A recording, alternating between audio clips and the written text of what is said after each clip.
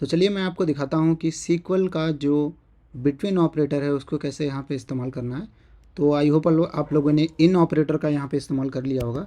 तो अब मैं क्या करता हूँ, मैं अगर देखिए मुझे किसी भी चीज़ का रेंज निकालना हो, अब जैसे मुझे बोलना हो कि मुझे वैल्यू दे दो, कस्टमर आईडी की वैल्यू चाहिए मुझे 4 से लेके 8 तक, तो मैं यहाँ पे क्या करूँगा, मैनुअली एक एक चीज़ मुझे यहाँ पे डालनी पड़ेगी या कंपैरिजन ऑपरेटर का इस्तेमाल करना पड़ेगा। ठीक है, तो हमने कंपैरिजन ऑपरेटर के बारे में पढ़ा है ऊपर।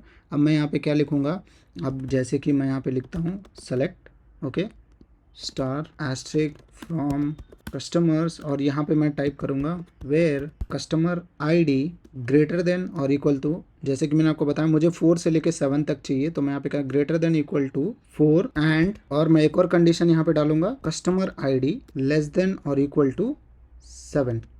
अब ये डालने के बाद जैसे मैं इसको एग्जीक्यूट करूँगा तो यहाँ पे देख पाएंगे हमको क्या करेगा, हमको सीक्वल वैल्यू निकाल के देगा। ठीक है, आईडी जो कस्टमर आईडी है 4 से लेके 20 तक, यहाँ पे देख पाएंगे। तो यहाँ पे मैंने कंडीशन ये डाल दिया है, लेकिन इसके बारे में आप इसको सिंप्लीफाई कर सकते हैं इस कोड को।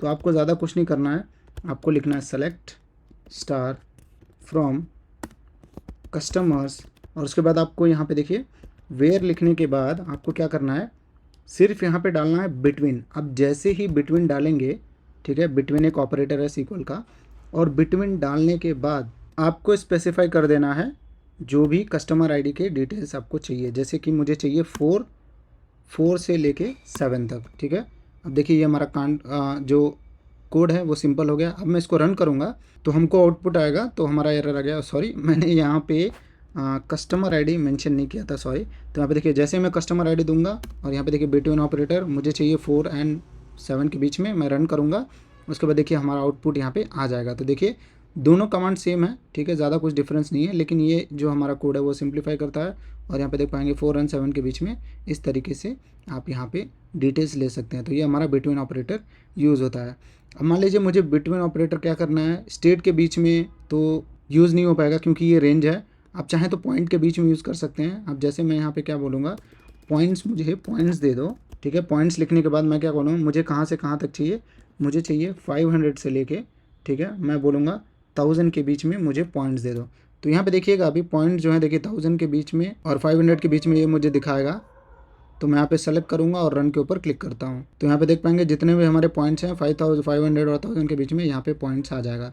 तो इस तरीके से आपको इस्तेमाल करना है। आप सेम चीज़ स्ट्रिंग वैल्यू के साथ भी कर सकते हैं। जैसे हमारा डेट है 64 से लेके 1964, सॉरी 1964 से लेके हमको चाहिए 1968 तक। ठीक है, अब जैसे ही मैं 1968 दे के यहाँ पे देखिए 01-01 करूँगा, और यहाँ पे देखिए हमको वेयर में अपना जो कॉलम नेम है वो चेंज करना है। मेरे केस में बर्थ डेट है, तो मैं यहाँ पे बर्थ डेट डाल देता हूँ। अब मैं इसको एग्जीक्यूट करूँगा, लेकिन ये एग्जीक्यूट नहीं होगा क्योंकि जैसे कि मैंने आपको बताया हमेशा डेट जो है वो आपको सिंगल कोटेशन में या डबल कोटेशन में देना है। तो मैं यहाँ पे इसको सिंगल कोटेशन में यहाँ पे दे देता हूँ, और अब मैं इसको एग्जीक्यूट करता हूँ। अब जैसे मैं इसको एग्जीक्यूट करूँगा तो यहाँ पे देखिए हमारा जो डेट रेंज है 1964, 1101 और 1968 के बीच में वो हमारा आ चुका है।